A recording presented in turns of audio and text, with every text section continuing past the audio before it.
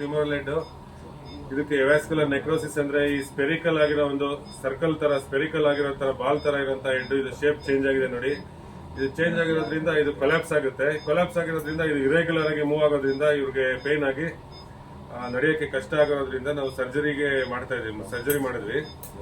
ಇದು hip replacement surgery. ಈ hip replacement ಅಲ್ಲಿ ನಾವು ಈ ಹೆಡ್ ನ ತೆಗೆದ್ಮೇಲೆ ಈ ಶೆಲ್ ಅಂತ ಇರುತ್ತೆ, ಈ ಏನಂತಾರೆ ಸಾಕೆಟ್ ಪ್ರಿಪರೇಷನ್ ಮಾಡಕ್ಕೆ ಈ ರೀತಿ ಇನ್ಸ್ಟ್ರೂಮೆಂಟ್ ಯೂಸ್ ಮಾಡ್ತೀವಿ. ಈ ರೀತಿ ಪ್ರಿಪೇರ್ ಮಾಡ್ತಾ ಇದ್ರೆ ಈ ಸಾಕೆಟ್ ಕ್ಲೀನ್ ಆಗಿ ರೀಮಿಂಗ್ ಅಂತ ಹೇಳ್ತೀವಿ. ರೀಮಿಂಗ್ ಅಂತ ಹೇಳಿದಾಗ ಇಲ್ಲಿ ಎಲ್ಲಿ ಬೋನ್ ಇದೆ ಆ ಬೋನು ಎಲ್ಲ ತೆಗೆದು ನೋಡಿ, ಇಲ್ಲೆಲ್ಲ ತೆಗೆದಿರೋಂತ ಬೋನು ಇದು ತೆಗೆದಾದ್ಮೇಲೆ ನಾವು ಟ್ರಯಲ್ ಅಂತ ಹಾಕ್ತಿವಿ.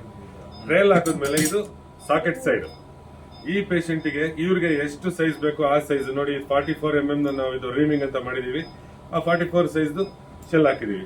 ಇದಾದ್ಮೇಲೆ ನಾವು ಸ್ಟೆಮ್ ಅಂತ, ಇದು ಸ್ಟೆಮ್, ಇದು ಥೈ ಬೋನ್ಗೆ ಅಥವಾ ಫೀಮರ್ ಬೋನ್ಗೆ ಹೋಗುತ್ತೆ. ಈ ಸ್ಟೆಮ್ ನ ನಾವು ಈ ರೀತಿ ಹೋಲ್ಡ್ ಮಾಡ್ತೀವಿ.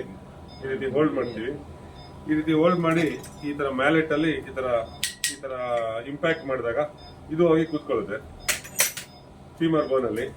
ಇದು ಕೂತ್ಕೊಂಡಾಗ ಇದು ಮೇಲ್ಗಡೆ ಇದಕ್ಕೆ ನಾವು ಈ ರೀತಿ ಇದಕ್ಕೆ ಹೆಡ್ ಹಾಕ್ತೀವಿ. ಸೊ ಇದು ಫೀಮರ್ ಸೈಡ್, ಈ ಶೆಲ್ ಸಾಕೆಟ್ ಅಸಿಟಬಲಮ್ ಸೈಡ್. ಸೊ ಈ ಕಂಪ್ಲೀಟ್ ಆಗಿ ಇದಕ್ಕೆ ನಾವು ಟೋಟಲಿ ರಿಪ್ಲೇಸ್ಮೆಂಟ್ ಸರ್ಜರಿ ಅಂತ ನಾವು ಇದಕ್ಕೆ ಹೇಳ್ತೀವಿ. ಈ ರೀತಿ ಇವೆಲ್ಲ ಇನ್ಸ್ಟ್ರೂಮೆಂಟ್ ಯೂಸ್ ಮಾಡೋದು.